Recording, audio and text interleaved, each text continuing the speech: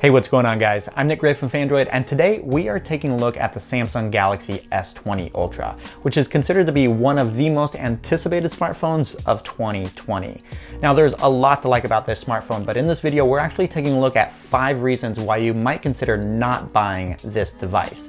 Now, of course, everything here is my own personal opinion, so if you don't agree with what I have to say, feel free to let me know in the comments, or if you have something additional to add to the list, do that as well. So with that, let's get started.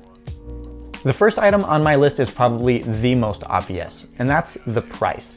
I can't be the only one who thinks that smartphone prices have gotten out of control the last couple of years, but the Galaxy S20 Ultra takes it to a whole new level, with the base model coming in at $1,400. Sure, you get a lot of specs for that price. You get a lot of RAM, you get a new periscope camera, and even a 5,000 milliamp hour battery. But just last year, Oppo introduced the first smartphone with a periscope camera, and that phone only cost $800. And 5,000 milliamp hour batteries are actually quite common these days in mid-range devices that cost roughly a third of the Galaxy S20 Ultra.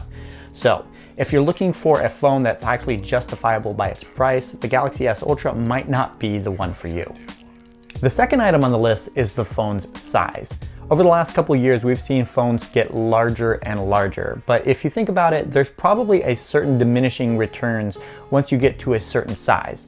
With the Galaxy S20 Ultra, you actually get a massive 6.9-inch display, which is roughly the size of the displays that we saw on the first generation Android tablets all those years ago.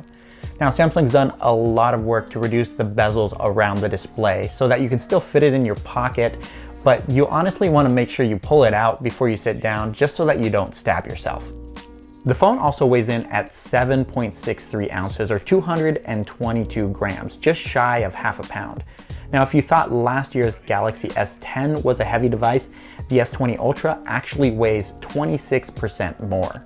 I know a lot of people interested in this phone are looking forward to its immense power and battery life for gaming, but you probably haven't factored in the extra hand fatigue that you're looking at due to the phone's added weight. And that brings us to number 3. The marketing hype behind the Samsung Galaxy S20 Ultra is beyond ridiculous. Yes, the phone does feature a periscope lens with hybrid zoom offering 10x zoom capabilities, but they're actually marketing it as having 100x, which honestly is beyond me. To get that number, Samsung's using its 10x optical zoom lens and then multiplying that by another 10x digital zoom for the final results. Samsung claims that you'll be able to take up-close shots of objects that are miles away, and even in its demo during the San Francisco Live launch event, the results were absolutely abysmal. A blurry mess, even if you're using a tripod to hold the camera still. You probably honestly would be better off snapping a picture with the 108 megapixel camera that's on the back of the phone and then cropping into the image for a better result. That being said, the hour and a half that I had with the phone and being able to test out the 10x optical zoom looked very promising, and I'm honestly really excited to test that out even more. My most personal complaint about the Galaxy S20 Ultra comes in at the number 4 slot, and that is the lack of a 3.5mm headphone jack. While I've been using Bluetooth headphones for years now, it still irks me when a phone of this size comes out and I realize that it doesn't have a headphone jack to go along with it. As mentioned before, this phone is absolutely massive, and when compared to last year's Galaxy S10 Plus, it comes in a full millimeter thicker. There's honestly no reason why they wouldn't be able to fit in a 3.5mm headphone jack into this device. And honestly, if we're paying $1,400 for the privilege of buying this phone, the least Samsung could have done was include one.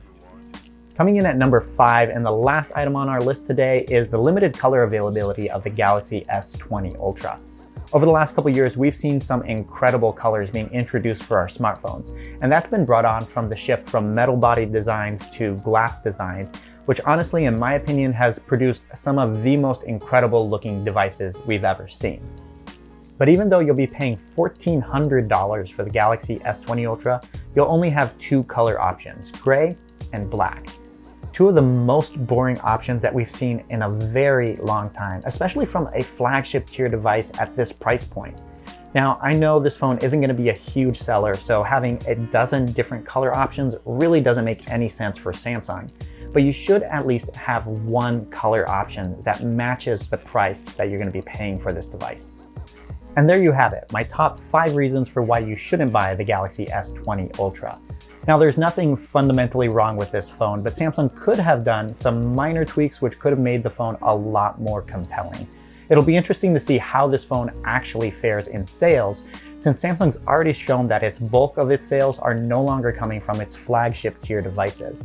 And adding a $1,400 smartphone into that mix definitely won't help reverse that trend. So now that you've heard what I think about the phone, let me know what you think about the Galaxy S20 Ultra in the comments, and if you're actually considering buying it this year. Thank you guys so much for watching, and we'll catch you in the next one.